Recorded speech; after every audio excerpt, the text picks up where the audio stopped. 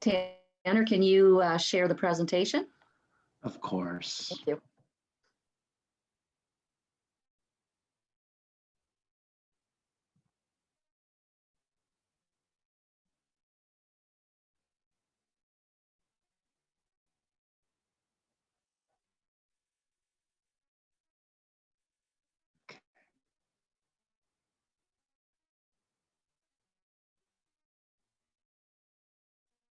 Okay, so, as Julie mentioned, we are the access point for adult developmental services. Okay, next slide. So is developmental services on supports in their Ontario, and your local are Hamilton, Niagara, Grant,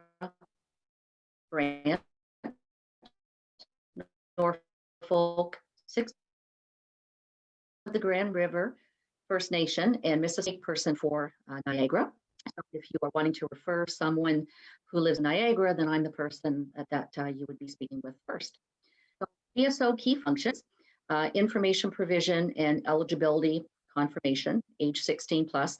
And I'm going to go into a little bit more detail about what this means as I go along. We administer, update, and re-administer the standard provincial application package, age 16 plus. Service navigation activities, and Tanner will speak more about this. Referral to MCCSS funded services for people over the age of 18. Matching to declared MCCS funded resources for those over the age of 18. Problem solving with stakeholders. Recommending and linking to other community-based services and supports, and linkage and support through the urgent response process, and again for people over 18. Okay, so intake and eligibility, what do we do? So provision of information, service navigation, and consultation to callers. It's a provincially consistent eligibility confirmation process. So what that means is that if someone applies for services, say in Barrie, and they're deemed eligible, and then they move to St. Catharines, they will still be eligible in St. Catharines. They don't have to reapply or go through the eligibility process again. In order to determine eligibility, we must collect all required documentation. And I'll just add that the eligibility criteria is developed through MCCSS. So sometimes people get a little bit frustrated if they're told that they don't meet the eligibility criteria. So it's not DSO setting that criteria, it is that sets that criteria, and we are required to follow it. So in terms of the required documentation, we need, and again, I think we need to change this on our presentation. This has come up in a couple of other ones as well. So we must have an assessment completed by a registered psychologist. It says there preferred or other reports. We can't accept any other reports. The ministry insists that it is an assessment completed by a registered psychologist, and the assessment must address cognitive and adaptive skills as well as age of onset. So what that means is if the assessment was completed on someone over the age of 18, the psychologist has to confirm that the disability was present prior to the age of 18. We also need evidence of age and Ontario residency. It doesn't have to be Canadian citizenship. We do work with people who are refugees, who are not yet citizens, but we need proof of their age and Ontario residency. So normally we request the health card. That covers both age and Ontario residency. If they also have a birth certificate, we'll accept that to cover evidence of age. But you know, the birth certificate doesn't confirm that they live in Ontario. Sometimes people don't have a birth certificate or a health card, so we will work with them to try to find other forms of documentation they can send us. But basically, it has to be some form of government issued ID. And then where eligibility is unclear or documentation is not available, we may refer the person to Bethesda for a psychological assessment if there is a reasonable likelihood that the person may have a developmental disability. So I'm going to talk a little bit more about intake and eligibility, because people often ask, well, what is the eligibility criteria? So I'm not going to get into scores because there's a lot of different things that we look at in the report. But a person is not necessarily eligible simply based on their diagnosis. So we don't look so much at the diagnosis. What we're looking at is the information in the psychological assessment. And the scores have to fall below a certain level. And again, that criteria is set by MCCSS. If when we read the assessment, it's not really clear to us, we will ask one of our colleagues to take a look at it for a second opinion. If we still can't make a decision on our own, we will send it to Bethesda and have them either review the report or they may decide to do another report. We will accept older reports that were completed, maybe through a hospital or Board of Education, as long as it includes all the information that we need. So sometimes we'll have reports sent to us that were completed, say for instance, by the Board of Education, and it might have cognitive information in it, but no information about their adaptive skills. So when that case, I to do an adaptive assessment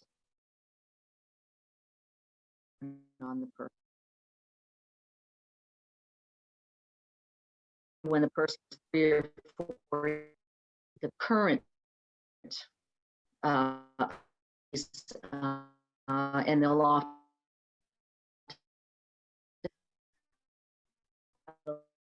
age of 5. But we get one completed when the individual was 7 or 8 years of age. As long as it has all the information in it that we need, we can accept that assessment. A lot of times we do have people referred to us who have never had a psychological assessment completed.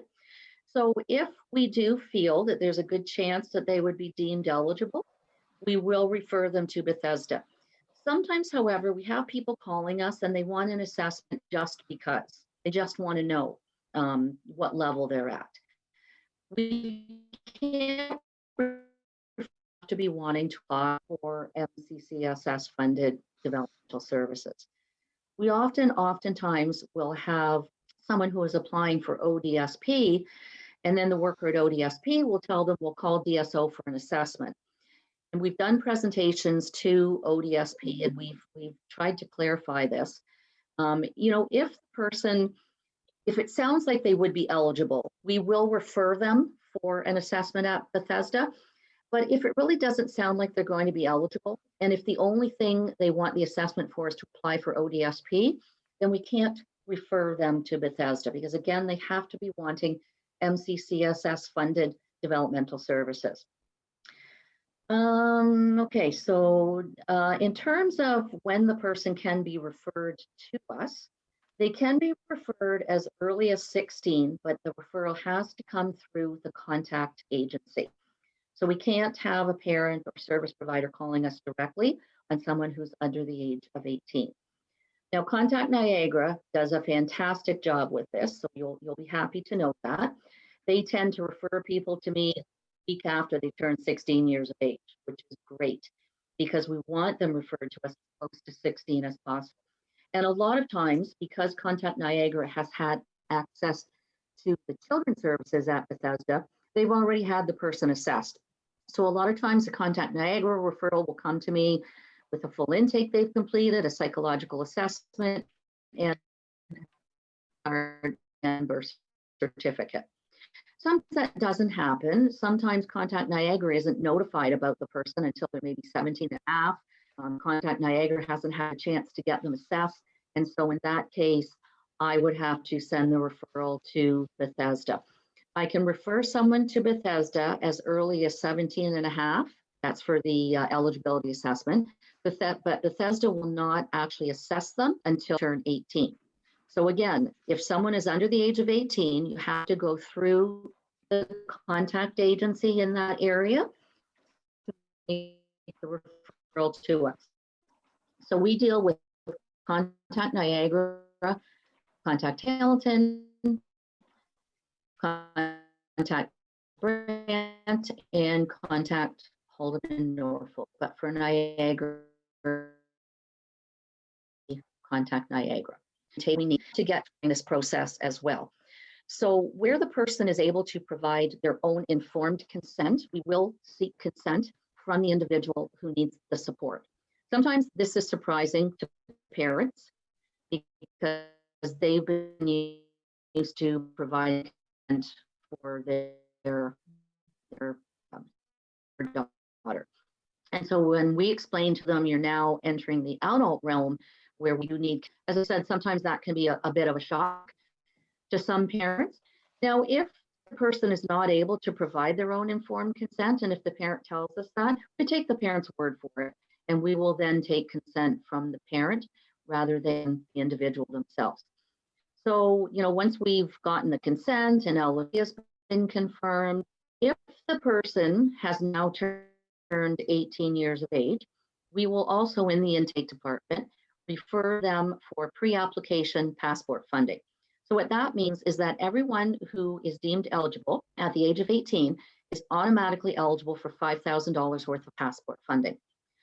If they are not yet 18, then we're not able to make that referral. That referral would then be made later. I'm not sure, Tanner, if it's the assessor who makes that referral or if you guys do that in triage. But Tanner can talk about that a little bit more when he does his piece. So we then assign the person to one of our assessors, and the assessor will then contact whoever the primary contact is, so that a lot of times that's the parent or it could be a service provider. And the assessor will schedule 2 meetings with the person and at least 2 people who know the person well, 2 people from their support network. So that could be both parents, it might be a parent and a service provider from the children's sector, what have you.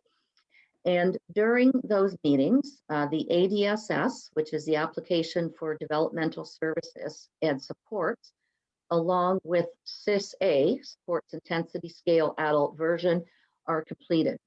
And it's quite an in-depth process. I believe that each of those meetings can take up to 2 hours because the assessor is collecting really detailed information about the individual. In the intake and eligibility department, we're just collecting high-level information. These assessments are designed to identify individual support needs and what is important for and to each person assessed. Oh, and as it says there, each meeting is approximately 2 hours in length. So that application package has to be completed in order for the person to then be registered for services. The application package can be completed as early as 16, as long as the intake and eligibility department has deemed that person eligible. So as I was saying, Contact Niagara is great at referring people to us as soon as they turn 16.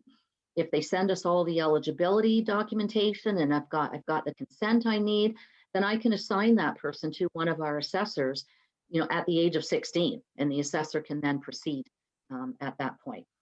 So at this point, I'm going to turn it over to Tanner, and I believe that we're going to open it up to questions at the end of the presentation.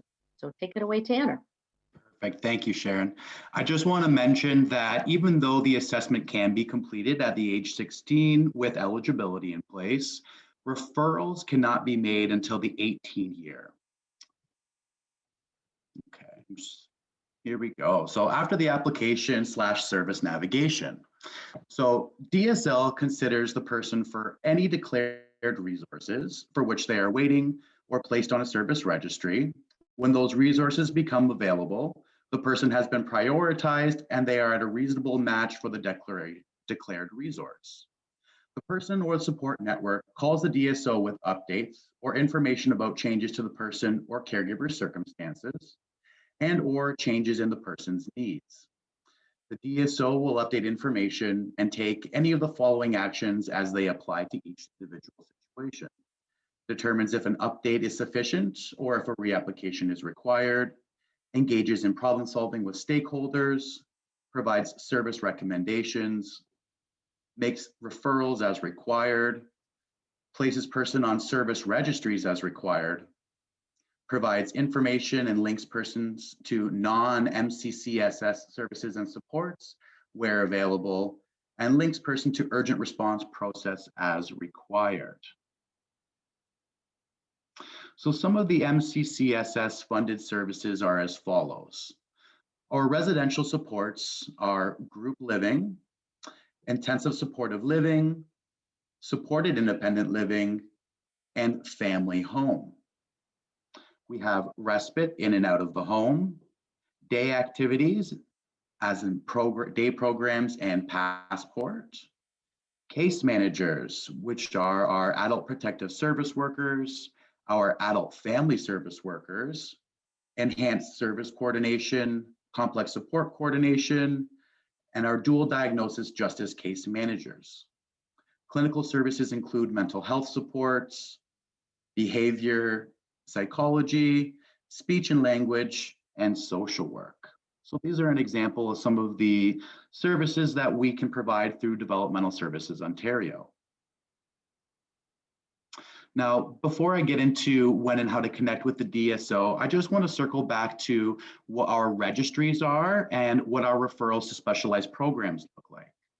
Registries are our residential referrals that we were speaking about. And we try not to use the word wait list, as it gives people the inclination that you're just a number on a list, and once a certain amount of people have been placed, you'll be the next one. Instead, we like to call it a registry, as it is a very fluid registry, and we place people in that registry based on their support needs, their current living situation, what supports they have around them, and the concerns of the primary caregiver. And with that information, we try to ensure that the people with the highest need and the best fit for each residential resource are selected.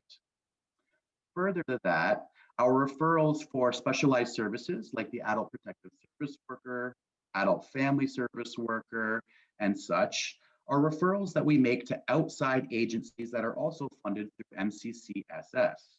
Now, those agencies do hold their own wait lists, where we here at the DSO hold the residential registries. So when and how to connect with the DSO.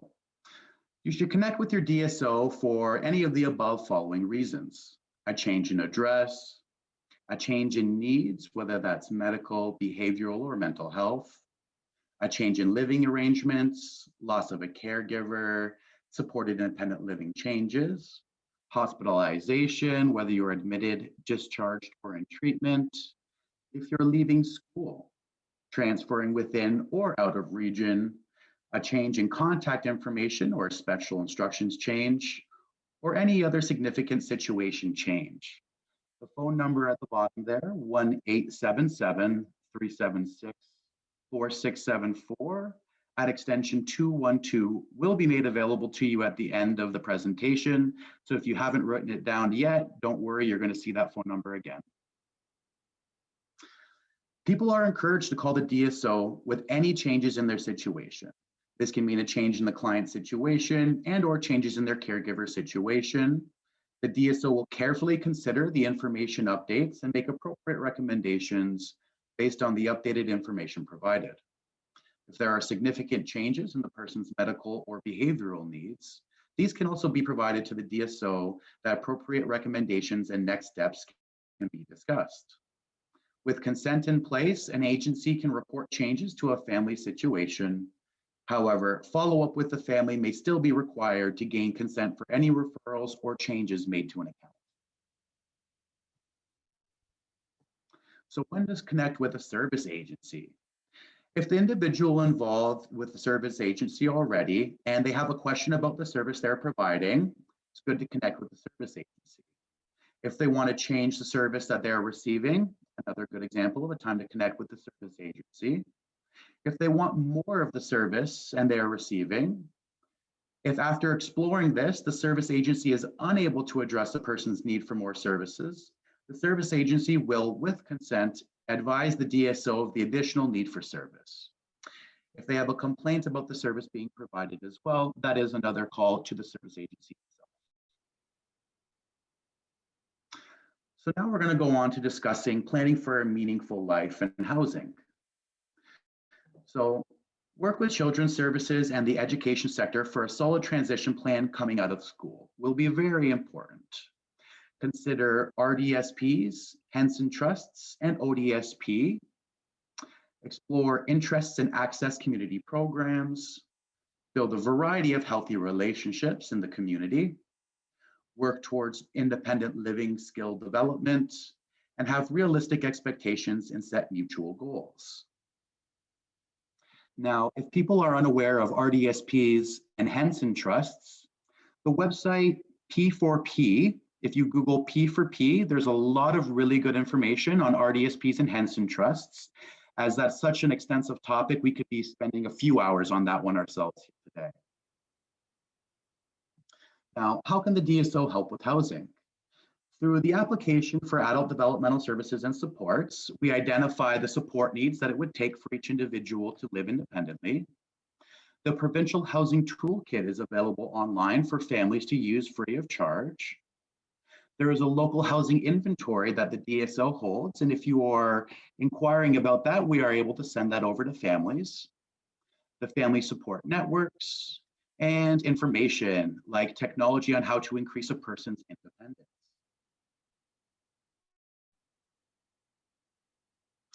Your local inventory of adult housing resources. Now, this considers registering for subsidized community housing. Inventory is available by community via the DSO, as I mentioned. Niagara's inventory recently updated in collaboration with the Niagara region. Examples of some of the resources available: the Post-Ontario Developmental Services Housing Task Force, Facebook's Housing First City or Regional Initiatives, family networks, Partners for Planning, which is the website I mentioned, P4P, residential care facilities, and Micro Boards Ontario. As I mentioned, if you want more information in regards to your local inventory, you can contact DSO and we'd be more than happy to share that information with you. Some of the other local housing resources: different communities have different housing related resources. For example, subsidized housing looks different in every region, housing cooperatives, and garden suites. The DSO HNR, which is Hamilton-Niagara region, can share hard copies or digital copies of the local resources. Some helpful advice is starting early with planning and skill building, create natural and funded networks of support, use available resources for planning, example, Partners for Planning websites, visit DSO provincial website for information about planning for housing, and if under the age 21, connect with your school and local children's access mechanism for information about transition planning. We are here to help. Call the DSO Hamilton-Niagara region if you're interested in applying for services or if there are any significant changes in a person's circumstances. The phone number below, 1-877-376-4674 at extension 212, will get you over to our service navigation department, and we can direct your call to the proper department if service navigation isn't in the correct place. You can always check out our website at dsohnr.ca and the provincial DSO website, dsontario.ca. And so that's going to end the presentation section of this speaker series for today. And I believe, Julie, if we have some questions, we're more than happy to discuss more. We do. And oops, sorry, go ahead, Sharon. So I was going to say, just wanted to add in more than one or one more piece as Tanner was going through his presentation. In terms of people under the age of 18 being referred to us, the eligibility criteria is different for children's services and adult services. So sometimes we'll have a family, their son or daughter referred to us and they were receiving lots of services under the children's sector, and then when they turn 18, they're suddenly not eligible anymore. So that's something to be aware of as well if you're working with families with children under the age of 18. Or sometimes families have been given the impression, for instance, if they're receiving special services at home funding, SSAH, I've had many parents tell me that they've been told that that will automatically roll over into passport funding, and that's incorrect. So what we have to explain to parents is that their children's services will end at the age of 18, and they are then applying for adult services. So it doesn't automatically go from children's services and then flow into adult services. So a lot of parents are surprised when we explain that to them. So I just wanted to make sure that folks were aware of that as well. That's great. Thank you. So we do have a few questions. You guys, I mean, you gave a lot of information. That was amazing. Thank you so much for that. The first question that we had come through was, what if someone does not have two people in their life that are available to help with the ADSS assessment? Yeah, I believe that does occasionally happen. You know, I mean, that's the preferred method, but I mean, if there simply isn't anyone, there isn't a service provider, there isn't, you know, a member of the extended family, then, you know, we would have to manage that and just do the application with the individual themselves. But I don't think that happens too often. I think usually there are other individuals that can be a part of that process. Just to add to that, Sharon, we have many times used school teachers as a resource as well in that meeting.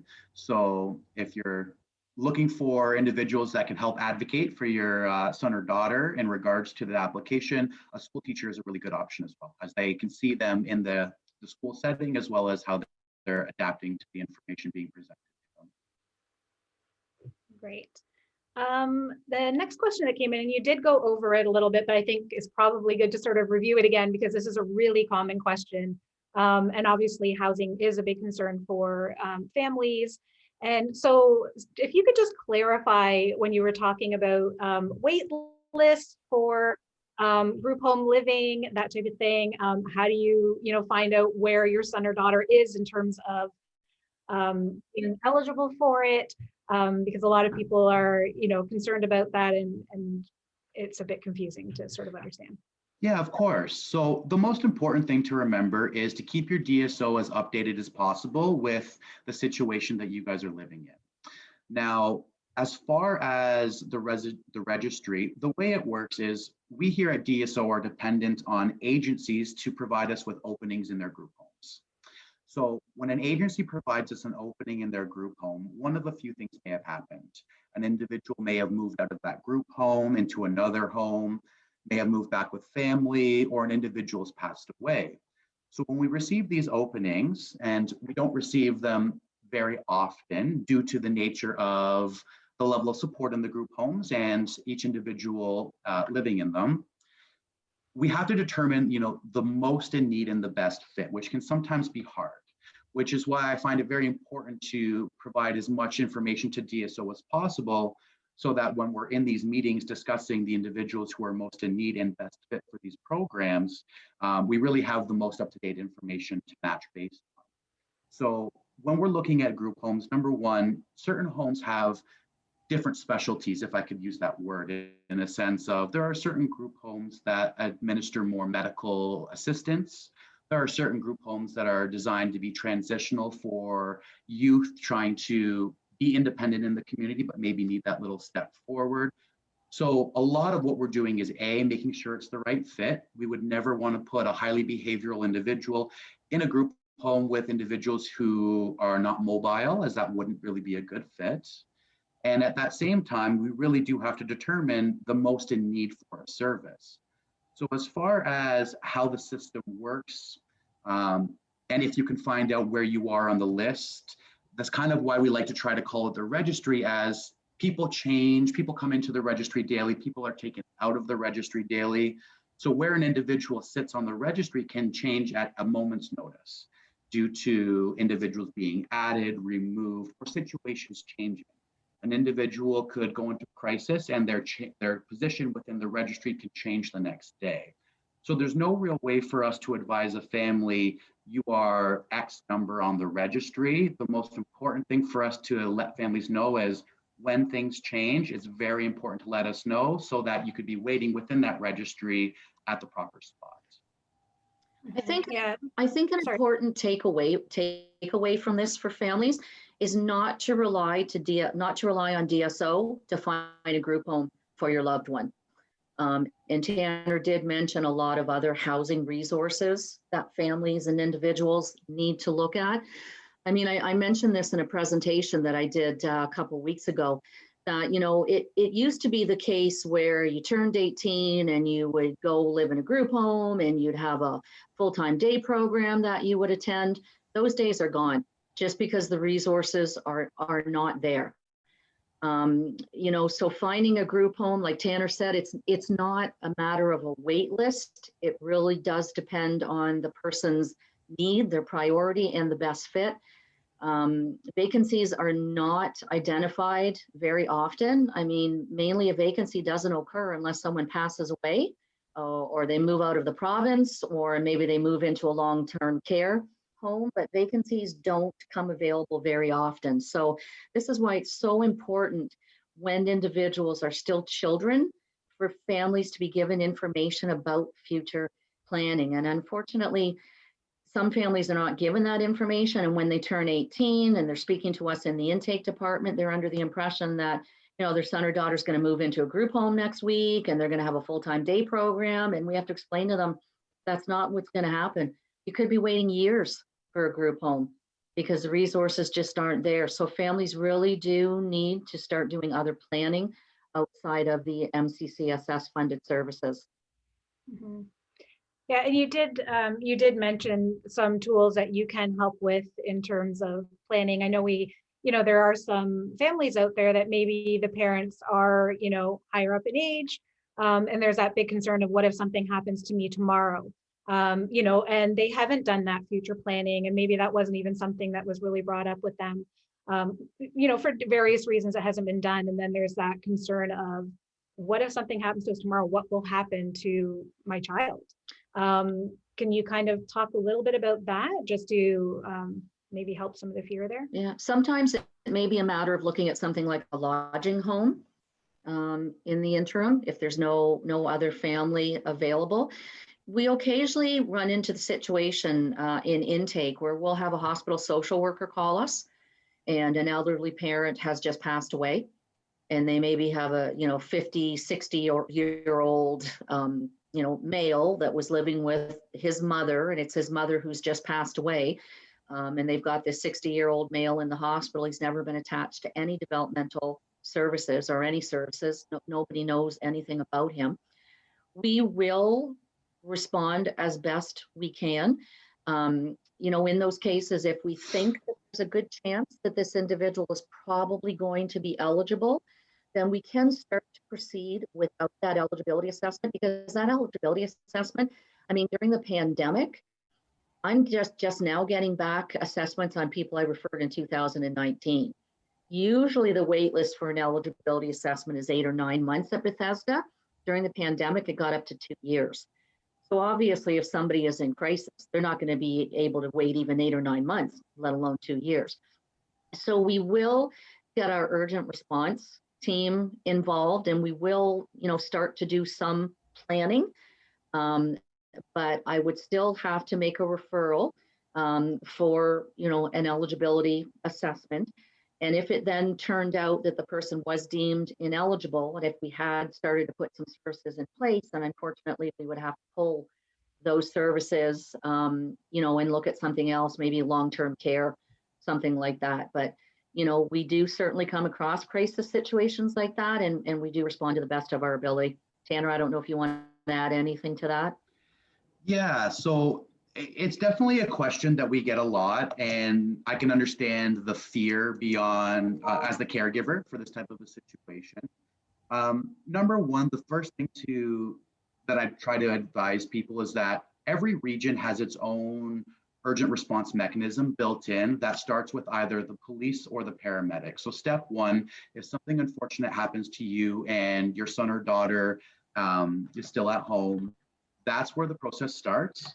And it may look like the individual is placed in the hospital for a few days while the community tries to find appropriate housing, whether that's a lodging home, homes for special care, long-term care, dependent on the age, of course, and also depending on what the individual wants as well. As adults, we all have the ability to make our own decisions and ability to provide consent for those decisions. So if the individual would prefer one resource over the other, it's more often what's going to happen. However, in some cases where individuals have power of attorneys, or who are their parents. They pass away. Ontario Public Guardian and Trustee will step in and oversee the guardianship as far as providing consent for healthcare decisions, finances, and things of that nature. So there is a mechanism in each region that will start with either the police or a paramedic or a hospital worker will start the process into ensuring that your loved one is cared for while long-term plans are created. And we are definitely part of long-term planning in that portion of the mechanism. Mhm. Yeah, and obviously, like you said, too, sharing information amongst your supports in your home would be really important, your family, so that if anything happened, they realize that DSO is involved, and to contact them to update them right away that something has happened would be really important too, right? Of course, definitely. Unfortunately, the sad situation that I've actually come across a few times in intake is that, you have an elderly parent, and then the individual has siblings, and the parent has always been of the understanding that another one of the siblings will take the individual in if something happens to the parent. And that's always, sort of been the understanding within the family. And then all of a sudden the parent dies, and we've got the sibling calling us saying, my mom passed away and she always wanted my brother to live with me, but I can't have him live with me. So unfortunately, because there hasn't been an honest conversation within the family, there's been no planning done. And now all of a sudden we've got this sibling saying he can't live with me. You need to find something for him. That's a really sad situation. We do come across it occasionally. So anything that can be done to encourage families to be honest about future planning is much more helpful. Mhm. Now, is there anyone people are asking to, again, that sort of not knowing to plan or, having been sort of told what to do, and you sort of look at, out of the box thinking, and that is beyond overwhelming for people to try to, come up with these other ideas, and then the fear of, well, will they be taken care of properly and things like that. Is there anyone that can sort of help through that process of being able to look at the different options and sort of be guided through that? Is there any like housing navigator or anything like that that sort of would be able to work with families to walk them through that process of making other plans and looking at other things? Yeah, so in a sense, service navigation, myself and my coworker Kelly, we're both trained in how to assist individuals, families along this I guess, for a lack of a better term, is a difficult transition period, right? Further to that, if a family needs, specific assistance with filling out forms and going through registry and Niagara regional housing, things of that nature, our case managers will assist families with that. However, that is a referral that has to be made, and at times there is a wait time for that service, depending on the level of case management and the wait list at that agency at that point in time. However, we do it through service navigation, assist families through this process a lot of the times, as we've been trained on how to assist with housing. Now, the housing toolkit that's available online, I can't stress enough how important that toolkit is for families. It is very extensive. It's not something you can sit down and complete in 20 minutes. It will take you hours, and it's a working project in a sense where it's available for you online. You can add, remove, accomplish goals that you set on it, and you can really see your progress as you're working towards your goal. It's on the DS Ontario website, and if you log in and create an account, all of your information is saved for you on your account. And they have a lot of different tools, tricks, and registries and information to help families along the way as well. And in terms of people under the age of 18, we do a lot of presentations to the children's sector. I mean, just recently we did one to child welfare in Brantford. We did one to the Hamilton Board of Education. So it's trying to get folks who work in the children's sector to let families know that they need to start this planning really early. And, you know, again, the contact agencies are great at that, but not everyone is registered with the contact agencies. Sometimes a person doesn't show up on our doorstep until they're 18. They've never had any children's services, so they've never worked with anyone who has explained to them about this future planning. But, you know, we do try to encourage it as much as possible within the children's sector, because that's really where it needs to start. But I mean, you mentioned, you know, older parents where, you know, they're beyond that age, but with newer folks coming up, we're trying to encourage it as much as possible in the children's sector. Okay, housing is a hot topic here. I'm not sure whether or not you can speak to this. Somebody was asking, mentioning that they've heard it's a problem in the Niagara region with the really long waiting list for subsidized housing. I don't know if you are able to speak to that in terms of what the lists are looking like at this point and what can people sort of expect from that? Well, if you're talking about subsidized housing, you mean through the city? Through the Not through region. DSO. Yeah. Yeah, I'm assuming There's long wait lists everywhere, not just in Niagara. Yeah, I would say that's through the region. So it's not really something that we oversee the wait lists for or really get information as to timelines. However, as Sharon said, I've probably heard that about every single region that we work within, from 20 families plus, right? Each family expressing how long that wait is. And yeah, it could definitely be a frustrating process. When we talk about thinking outside of the box in terms of housing, I'll tell you, you know, one example that we're aware of.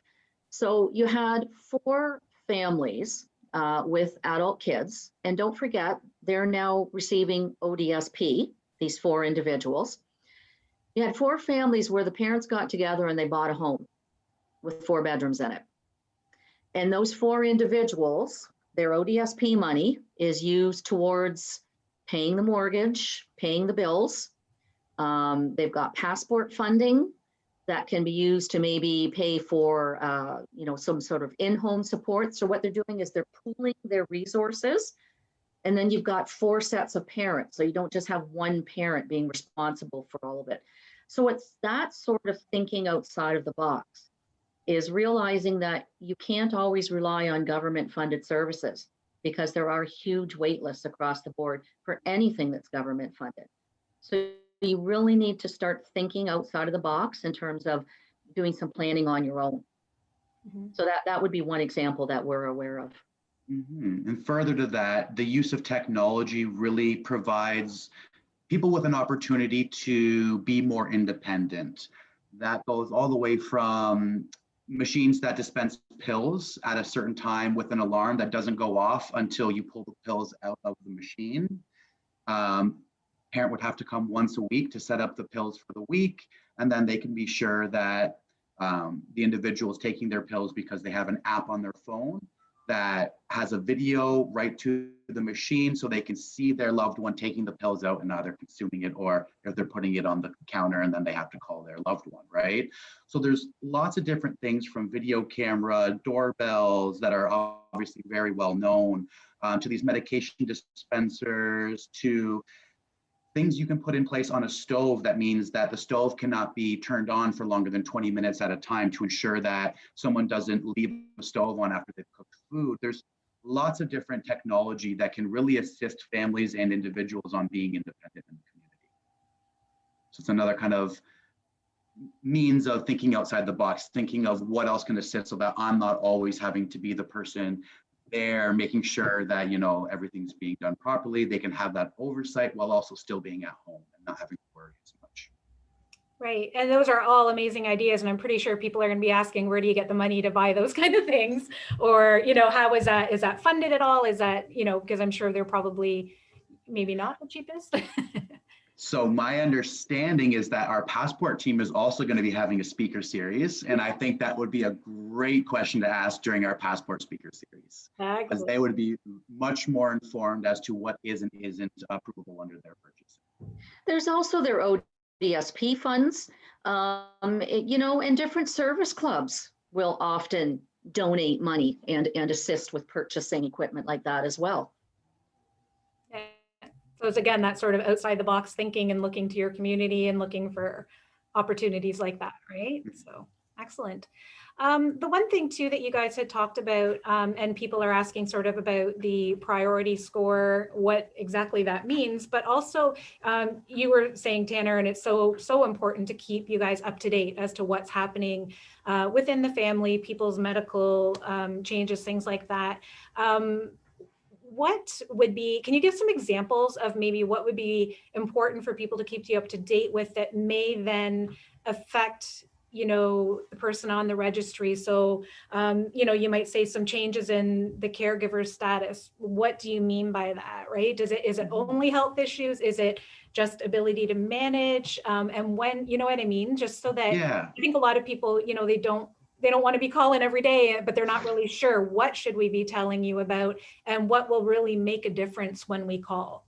Yeah, no, that's a great question. So number one, like we had mentioned earlier, priority goes into our registries and it's based off of different situations. So we take a look at each individual support needs that were identified on the application that we talked about earlier. We take a look at where they're living. Is an individual living at home? Are they homeless? Do they live in a shelter? And all those things will affect priority. And it will also affect priority based on what their support needs are. So a high support needs individual who is living in a shelter may have a higher priority than an individual with very low support needs living in a shelter. And that different situations, right? We take a look at the healthcare status of the caregiver. So you had mentioned, you know, what's important to call in and let us know as far as the health giver is concerned, or caregiver, sorry.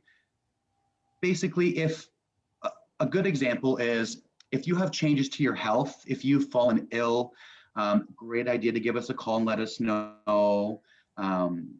If you're having a lot of stress and anxiety in regards to providing care, if it's affecting the level of care that you're able to provide, it's a very good idea to give us a call. At times, families will call us and say, you know, we've lost a job, right? My husband's lost his job. We're looking for more funding.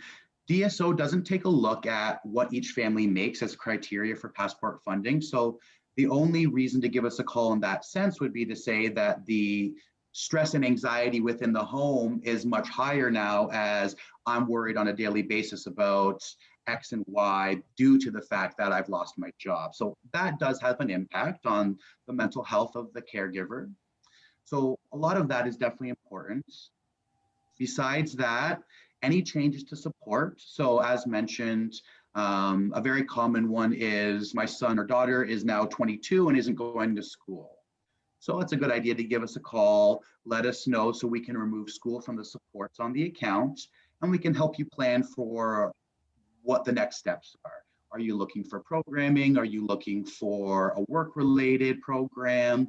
Are you looking to build your skills? Or are you looking specifically for day programs, recreation-based programs? And we can assist families with that as well. If an individual support needs have changed drastically, that's a very good idea to give us a call.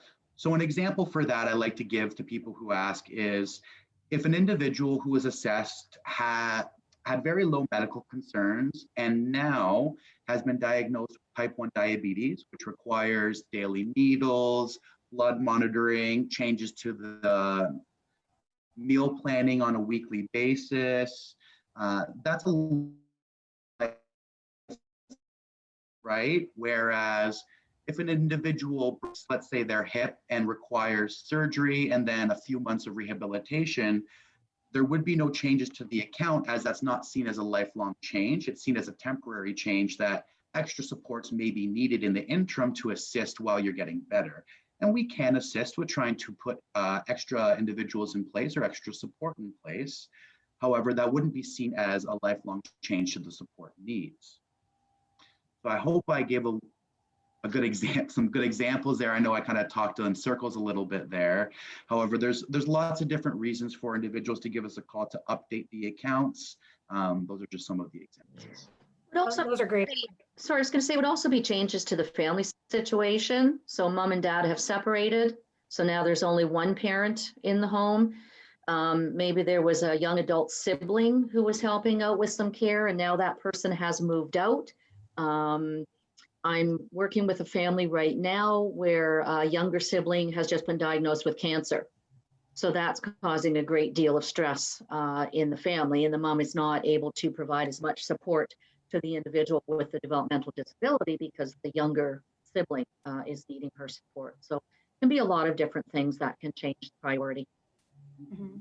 Anything that really affects the support needs of the individual, whether you think or whether you are unsure or not if you should give us a call, you can always give us a call and we can help you through what the next steps are, even if it's not updating the account and just having a conversation about how we can assist you with getting connected to services in the community that aren't funded for us, right?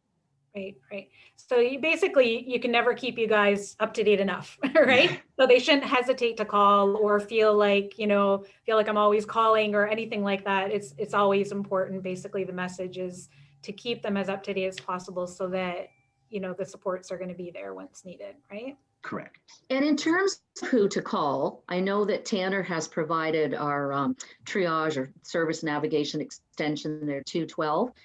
That would be the extension you would call for someone who is already registered with DSO.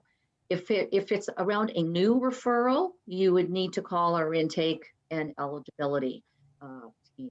So our main extension there is 340, but then each of us on that team cover different geographic areas. So for instance, I cover Niagara. So my direct extension is 264. So you could either call me directly or you can call 340, which is the main intake and eligibility line. So that's where you would start. Sometimes we do have service providers call us and they'll say, well, this person's not registered with you. I want to make a referral. And then we go and check and well, actually they are registered with us, but the service provider might not been. So we do need consent before we can share any information with you. And again, if the individual is able to provide their own informed consent, we need consent from them. If not, it would be consent from, whoever consents on that person's behalf. It might be a family member or an adult sibling, or maybe the office of the public guardian and trustee if there's no family member available. Great. Okay, we're getting close to time. We have a couple more questions. I think we could probably go on forever. There's so many questions. It was mentioned that there is a DSO card of when to call DSO with updates, and that's something that could be sent out to people who are attending. And people are also asking, is it going to be possible to get copies of the slides? There was a lot of information. So is that something that is possible to do afterwards, or? Yes, yeah, definitely possible. The first question there, the when to call DSO handout, yeah, we can make all of that available to you guys at the end and you can share with the individuals who are paying attention right now. Perfect. And I guess the final question, people are wondering with the pandemic, how are you doing, the assessments and things like that? How are things happening right now with how everything is? Virtually. So they are because we're not able to see anyone face to face right now. We're all working from home, and it presents challenges, but also there have been some kind of positive things come out of it. Like for instance, an intake and eligibility, it's a lot easier for me to get a hold of people because everybody's at home. So before it was, a lot of phone tag, but yeah, we are offering people virtual appointments, those 2 application appointments. In intake and eligibility, we just do it all over the phone, and it would be the same thing in Tanner's department. It's done over the phone. So it's really only the assessor that needs the direct contact, and that would be the virtual appointments that are offered. Okay. Excellent. Wow. You guys have given so much great information. Thank you so much. It's hard to believe an hour's gone by already. So I just really want to thank you for your time, for your information. I really think it's going to go a long way in helping people. It can be a really confusing thing to navigate, right? Whether you're just starting out or whether you have a child in their 50s and 60s, it can be really confusing and hard to navigate. So I really think that the information that you've given and the questions that you've been able to answer will make a big difference for everyone. So thank you very much. for your time and all the work that I know you put into making up this presentation for us. So thank you so much. Where you have had your information posted, some people were kind of asking about connecting with you afterwards. So I guess the best advice would be just to call. If they have any personal questions, you know, we kind of talked generally and gave some general examples, but if there's anything that people need to talk to you about, they can call and get in touch with you that way or email. Yeah. Yeah. I'll just let you know, in terms of intake and eligibility, we just have an onslaught of new referrals coming to us. So we are having a hard time keeping up with calls, especially calls where people are just wanting basic information. So we're encouraging people to go to our website, the www.dsohnr.ca. If you're just wanting basic information, that's a lot quicker way to get it. If you're wanting to actually refer someone, as I said, our main extension in the intake and eligibility department is 340, and then my direct extension for Niagara is 264. So you can call me or email me. But again, if it's just basic information, I really encourage you to go to our website. There's a ton of information on there.